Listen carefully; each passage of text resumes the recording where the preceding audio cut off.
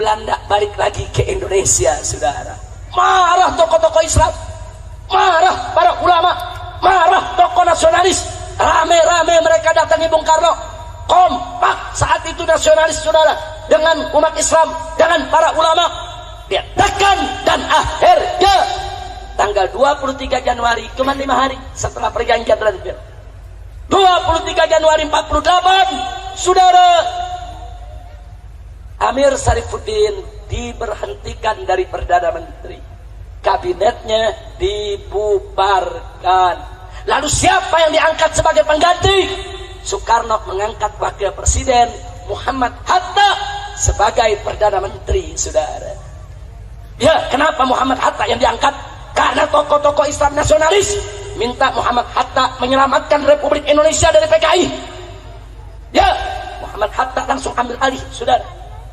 Beliau jadi Perdana Menteri. Apa yang beliau lakukan, saudara? Begitu masuk bulan Mei, yang beliau lakukan adalah, saudara, beliau melaksanakan program RERA, rekonstruksi dan rasionalisasi. Artinya apa? Seluruh orang PKI yang ada di TNI, yang ada di pegawai negeri, yang jadi pejabat diberhentikan oleh Bung Hatta, saudara. Takbir. Berarti bagus tidak? Bagus tidak? Bagus tidak? Semua sudah. Oh, mana kolonel-kolonel angkatan darat yang PKI? Diberhentiin. Mana brigjen-brigjen yang PKI? Saudara, diberhentikan.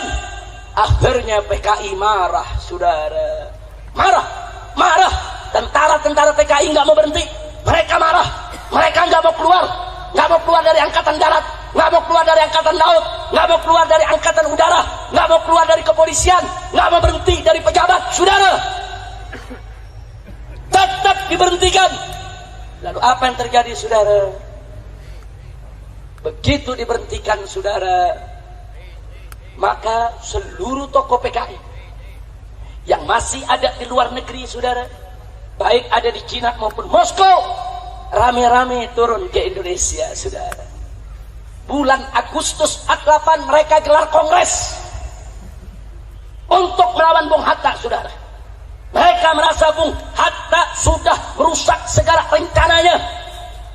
Agustus gelar kongres, saudara, dan hasilnya tanggal 5 September PKI secara terbuka mengumumkan, minta kepada Presiden Soekarno agar negara kesatuan Republik Indonesia berkiblat kepada Uni Soviet, saudara. Jadi PKI bilang Indonesia harus berkiblat kepada Soviet. Indonesia harus bersatu dengan Uni Soviet. Indonesia tidak boleh diatur oleh Amerika yang kapitalis. Kita harus jadi negara sosialis, komunis. Dan keinginannya ditolak oleh Bung Karno, saudara. Begitu ditolak, lalu apa yang terjadi pada tanggal 10 September, saudara?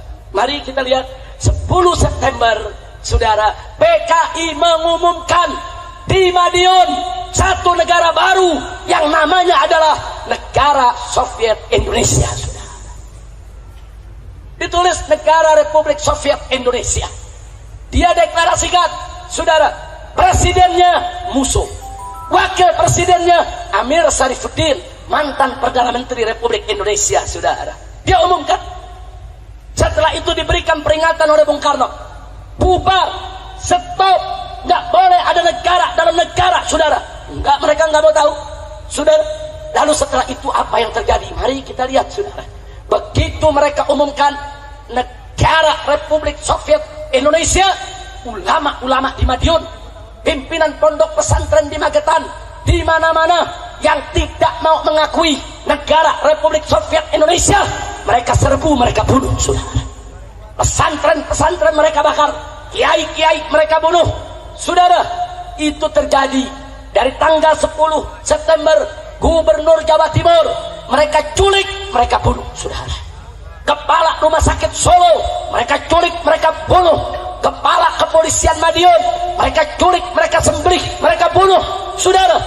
Itu terjadi dari tanggal 10 September, 11, 12, 13. Puncaknya, saudara, tanggal 17 September, seorang ulama besar, Nahdlatul Ulama, Kiai Haji Sulaiman Suhdi Afandi, ditangkap dengan 108 santri dan ustadz, saudara.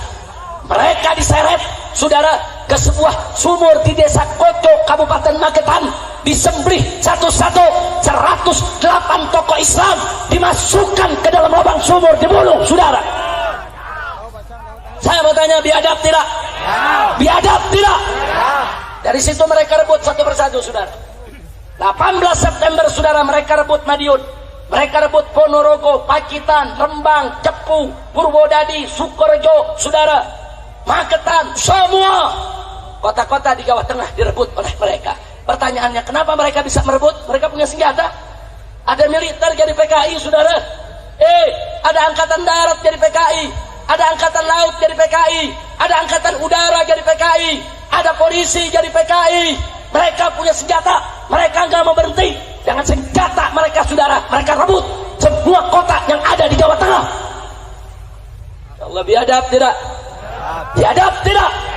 Sampai di situ, saudara. Sepanjang 18 September sampai 21 September mereka bikin 2 ladang pembantaian. Satu di pabrik gula Gorang Gareng, saudara, yaitu di Magetan. 2 di pabrik gula Alas Tua, saudara. Itu ratusan masyarakat mereka tarik. Orang NU, Banser, Masumi, saudara, semua mereka tarik, mereka culik, dimasukkan dalam pabrik gula Gorang Gareng. Mereka sembelih satu-satu, saudara. Saking banyaknya yang mereka bunuh, saking banyaknya yang mereka potong, itu banjir darah di dalam pabrik gula Gorang Gareng. Itu tinggi darah lewat mata kaki, saudara. Biadab. Jangan bilang PKI pahlawan dulu, saudara. Kita punya datanya, kita punya faktanya, saudara. Dan masih ada saksi hidup, saudara, yang ngalami yaitu peristiwa tersebut. Kita punya foto-fotonya, saudara. Biadab. Dan mereka bikin 7 sumur yang mereka sebut sebagai sumur neraka, saudara. Setiap sumur ratusan mayat mereka ceburkan ke sana. Mayat bupati, mayat camat, mayat kepala kepolisian, mayat kiai, mayat santri, mayat pimpinan partai Islam, saudara, mayat Banser, semua mereka ceburkan dalam 7 sumur. Satu sumur, saudara, ada yang 200 kerangka mayat, ada yang 300 kerangka mayat, saudara. Biadab. Dan 7 sumur ada di Kabupaten Magetan. Tadinya itu nggak terungkap, saudara. Itu peristiwa terjadi tahun 48, nggak ada yang tahu. Keluarga pada nyari, keluarga bupati nyari, mana suami saya? Suami saya jadi bupati diculik oleh PKI, di mana dia? Santri-santri pada nyari, termasuk Kiai Haji Sulaiman Suhdi, pimpinan pondok pesantren. Saudara, pesantrennya dibakar, kiainya kemana? Semua santri nyari, saudara. Baru tahun 1950 beberapa orang-orang PKI yang ditangkap, akhirnya mereka insaf, dan mereka yang nunjuki itu tempat, saudara. Mereka tunjuki di sana sumurnya, di sana sumurnya, karena sumur itu habis mereka masukkan mayat, mereka tutup, saudara. Sumur tersebut mereka tutup, jadi orang nggak tahu kalau di situ ada sumur, saudara.